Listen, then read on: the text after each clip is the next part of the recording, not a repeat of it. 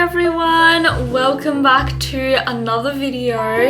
I know a lot of you guys are heading back to school soon, so I thought I would share with you some of the ways to upgrade your note-taking so that in the new semester you start off on the right foot and keep on top of everything and stay organized. And yeah, let's get into the video.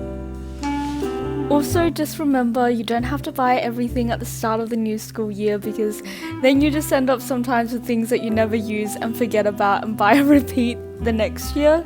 You can always buy things during the semester. I think this one is often overlooked, but choosing a notebook is quite important. Think about kind of the subject you're doing, how much content you think will be covered, and whether you want to use just one notebook or, because there's a lot of content, you'll kind of have to split it into two. Just for example, like I know when I need to split it into two notebooks, I'll usually pick thinner ones to start with so that later on I don't have to carry two really bulky notebooks. But I really like using the Kokuyo soft ring ones. I prefer the coil notebooks since I can flip them and they take up less space when I'm writing, and these ones, since they have soft coils, also kind of lay flat, and then when you're writing over the coil it squishes. I also prefer choosing notebooks with lighter lines. That way I can read my notes more easily and it's just less distracting. Stationery is definitely a really fun part about going back to school. I like using the Pentel N gel pens, and personally I just find black ink works better since it's less hard on the eyes and distracting for me. And then I use some colored pens and a couple of highlighters for things like headers or subtitles.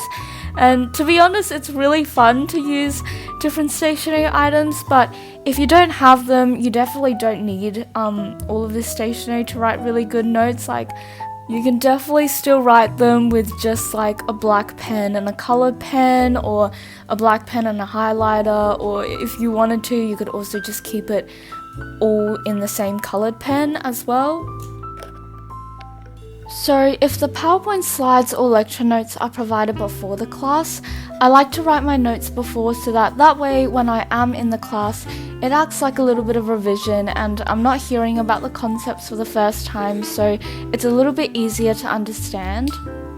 When writing your notes, it's important to come up with a system, and it doesn't need to make sense for anyone else, it just needs to work for you. So that way when you're reading through the notes, it's clear and organized, and also as you're writing, it will just come more naturally. For me, I always like to start off with a title at the top of the page, and for the same topic I use the same color, so that way when I'm flipping through it's really easy to see and it's organized and just easier to find whatever I'm looking for.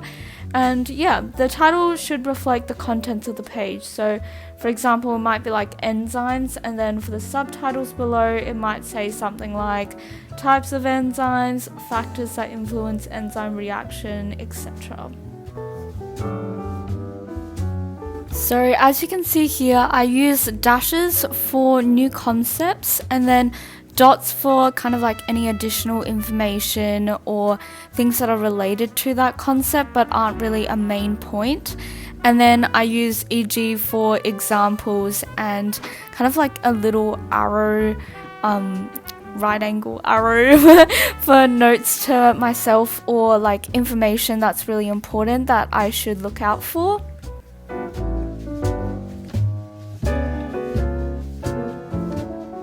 Using colour to differentiate different things can also be really helpful and just make it a little bit more fun and interesting. Sometimes the definitions I'll use colour or make the letters bold, so it just pops out a little bit more. And if your subject has a lot of definition related things like bio for example, having a definitions page for each topic can also be quite helpful. The only thing is just knowing how much space to leave.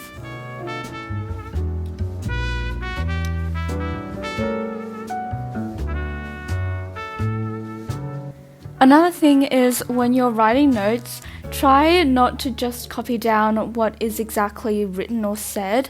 That can be a really good starting point, but adding to them, changing the wording, taking a bit more time to write your notes can really help you remember them better in the process. Another tip if you don't want really word heavy notes is to use diagrams instead, or also to use diagrams to kind of break up the paragraphs. This is a really good way to practice being concise and also communicating visually, and sometimes concepts can just be really difficult to explain in words anyways, so a diagram just kind of works better. Something else to think about if you've gotten any test questions wrong and it was more because you didn't understand a concept or the question rather than like a silly mistake, is to try and include those in your notes as well, so that when you're doing exam revision, you're reviewing those. For maths especially, I remember I used to write down a lot of example questions, and also like as I'm writing down a formula, I write it down in like a context as well, so that when it comes up in tests and exams, I know how to apply it, because there's not really much use memorizing formulas and not really knowing how to use it. If there's like something that's really important or kind of like an important distinction between two terms, I'll usually underline that distinction just so that as I'm reading through it, it pops out a little bit more.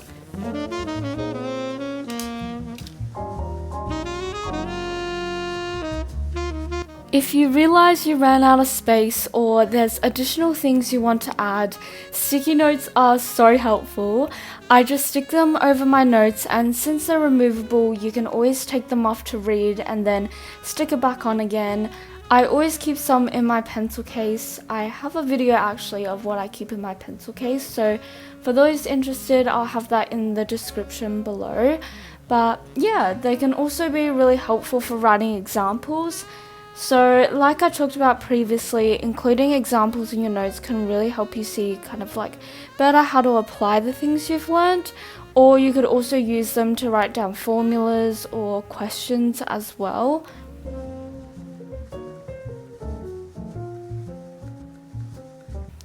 Another way if you don't want to use sticky notes is using margins. This notebook doesn't have one, but I know a lot of notebooks do, or you can always just rule one yourself, and you can do the same thing, write down examples or notes to yourself, things to look out for, almost like, you know, when teachers give you feedback and they write everything in the margin. You could definitely do that.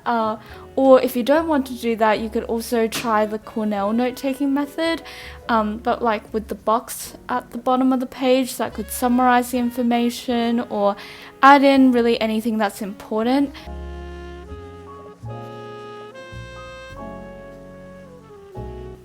Another thing I forgot to mention was handwriting. Try to keep your handwriting as like neat as possible, so that way when you're reading through it, it's easier to read, because I've definitely had times where I just scribbled down a couple notes and then gone home and realized that I have no idea what I just wrote and it's pretty illegible. So yeah, keeping clean and just like nice handwriting can make a really big difference as well.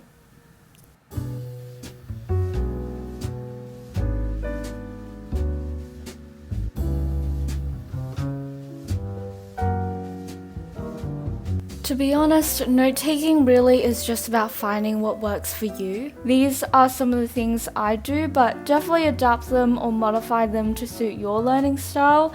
Like for example, if you're more of a visual learner, you might add in more like diagrams and like visual things, drawings, things like that, or like mind maps. They work really well as well. But yeah, thank you guys so much for watching. I hope this was helpful, and I'll see you in the next video. Bye!